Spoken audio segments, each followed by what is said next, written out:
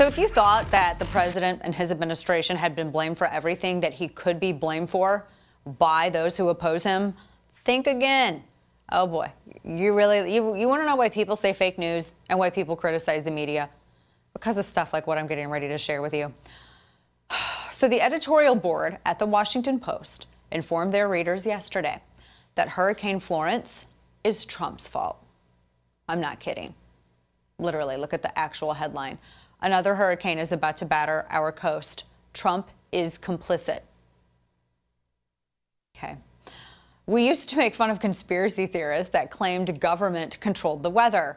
Now, allegedly prestigious newspapers are making the case, and it's considered highbrow. Now, I'm not going to bore you with the details of why they think it's Trump's fault. I mean, it's pretty much what you already think. They're like, well, he doesn't believe in man-made global warming, and he doesn't believe in regulations that go along with man-made global warming.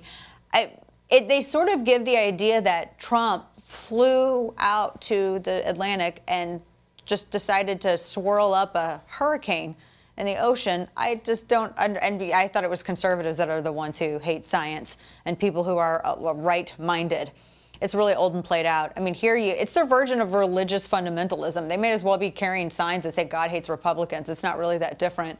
It kind of harkens back to when people blamed Dick Cheney for the levees breaking in New Orleans during Hurricane Katrina. It's a very defining characteristic of the left. It has been for a really long time. When something bad happens, how are you going to blame the Republicans in charge? And of course, there are a lot of people who want to blame Trump for absolutely everything.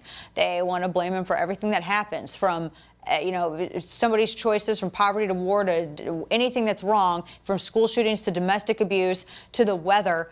All of those things apparently boil down to Trump and the Republicans did it. And I guess that there are people out there who think if they can convince enough Americans to believe it, then that makes those individuals, the people who are blaming the administration for all of this stuff, sort of like the saviors for everything. I like vote Democrat to stop racism, vote Democrat to stop violence, vote Democrat to stop hurricanes. It doesn't make sense. Isn't this anti-science, though? I mean, isn't it always the people who are not the far progressive left that are called flat earthers and anti-science, et cetera, et cetera?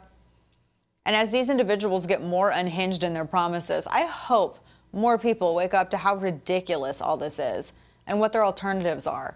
I mean, simply saying, conservatives aren't going out there saying, vote Republican to fix every problem in your life.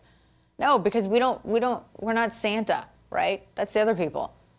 I think that conservatives are saying that the best way to fix problems is for government to get out of the way and let people solve them for themselves and stop creating new problems. These ideas work every time they're actually tried, And also, you know what else works? Going and learning about how weather systems operate and how the weather works. It's because he's complicit. I could sit here and talk about this all day. He's complicit. In the hurricane, it's Washington Post. Democracy dies in darkness, right?